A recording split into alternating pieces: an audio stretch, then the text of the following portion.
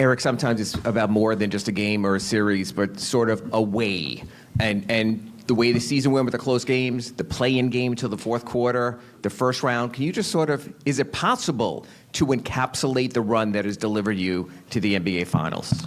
I'll get to that. Let me first say this about Boston. I mentioned it out there to Ernie, but we tip our hat to the Celtics organization. They are first class. Pat feels a certain way about Boston, so I make sure that everybody feels a certain way about Boston. That's part of my job as the caretaker. With that said, there's great respect for them as competitors, and they are first class. You look across the way, just in terms of their ownership group and Brad and Joe and his coaching staff, they're good people, and they're a class organization. And what happened last year,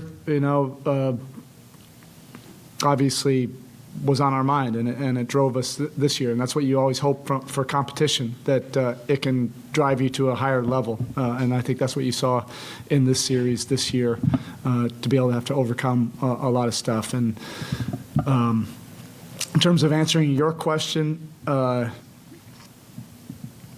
look, I think probably people can relate to this team. Their life is hard.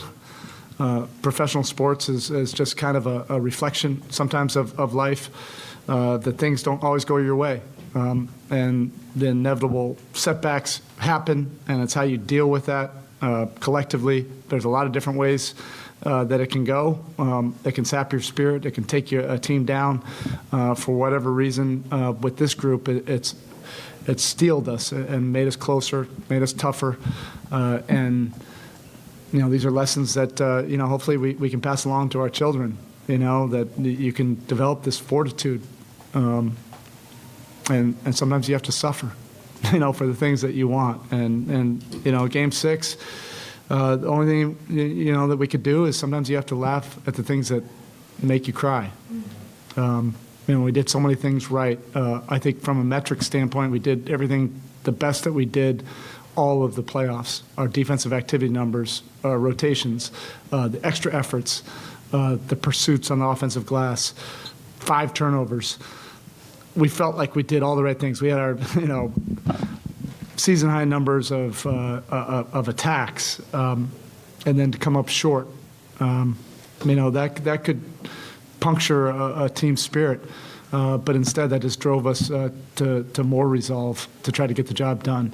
I definitely noticed it after the Atlanta game, the next day in the film session, how badly this team wanted to keep this season going. And then I felt the exact same way yesterday when we met after our flight.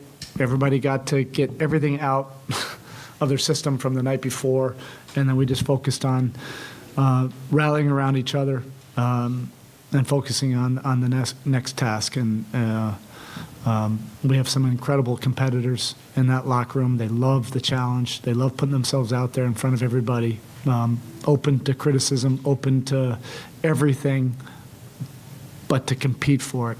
And that's a beautiful thing.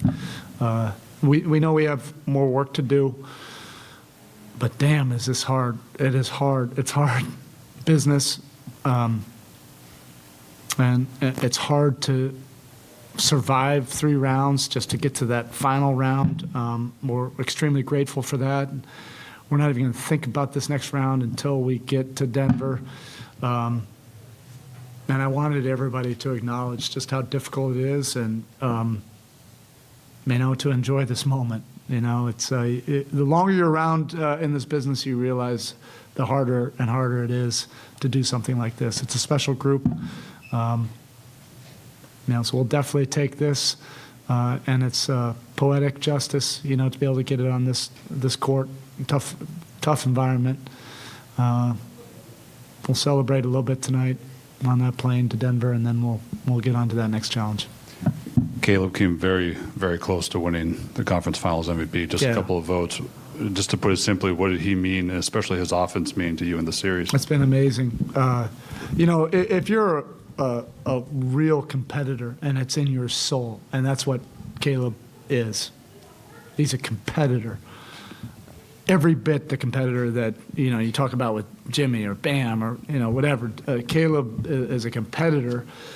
You get to the higher stakes, the further you get along, the more competitors are going to reveal themselves. Game sevens or get to the conference finals, it's not for everybody in this association. Otherwise, more players, more teams would do it. You have to be wired a little bit differently. And Caleb is. He's pure. He competes on both ends, lays it all out there for everybody to see. He's accepted different roles, but we needed him to be more of a player. With Tyler and Vic out, we've needed more offense. Quite frankly, we've needed more guys like Gabe and Caleb to show how much they've improved with their player development. But he has so much respect in that locker room, just because how hard he competes. It's like his last breath on every single possession, and I love the guy for that. Spo, you obviously have a roster full of competitors, but specific to Jimmy, we see what he does on the floor, but off the floor, how would you describe the belief he's instilled within the rest of the group? You have to have, a guy that you can hold on to. Particularly in those moments of truth. And I've said this before, there's no way to quantify the confidence that he can instill in everybody. And, Jimmy's never had to apologize. I don't want him to ever apologize for who he is and how he approaches competition. It's intense. It's not for everybody, and we're not for everybody. That's why we think it's like an incredible marriage. We never judge him on that. He doesn't judge us for how crazy we get. It's the same language.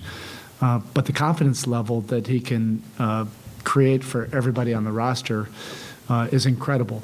I've almost never seen anything like it, but I have. But he's special, because he does it on both ends of the court. He can play 48 if you need him to. And then he just has a way also that, he has a hard edge, and he's gnarly, but he knows how to have a soft touch just to give somebody some confidence at the right times. That's a special gift that he has. In the moments after Game 6, how did you consider how to play it to your team, how to present what needed to happen to your team? I didn't. Those are probably just raw emotions. I think when you have such an intimate relationship with a locker room, and they have it with each other, the staff has it with them, they have it with the staff. Sometimes, it's just whatever's raw, whatever's real at that time. It wasn't scripted, and it's not even the reason why. Like, we have a bunch of guys that just love competition. Just drop us off anywhere and compete for it. Like, put ourselves out there, open to all the criticism and everything. But hey, it's got to happen between these four lines. We don't care what the rest of the world is saying. We don't care who's criticizing who. You got to line up between these four lines, and let's figure this out. And I think that's the nature of this team that I think, a lot of people respect. Because we have had our fair share of setbacks and disappointments, frustration, but we just keep on picking ourselves up and getting on to the next fight. I know it's not all about scheme, but you guys were able to sprinkle in zone a good amount tonight. How important has just that defensive versatility and versatility in general for this team been along this path? Yeah, I think the versatility. Come on, Mr. Butler. Come on. The versatility and toughness and guys like this that drive it, if your best players aren't defenders, it's hard to create a good defense. We have Jimmy Butler and Bam Adebayo. They care about defending and doing the tough things, it's pretty easy to figure out the rest of the stuff. And schematics are not it. It's committing to doing tough things. All right, appreciate y'all.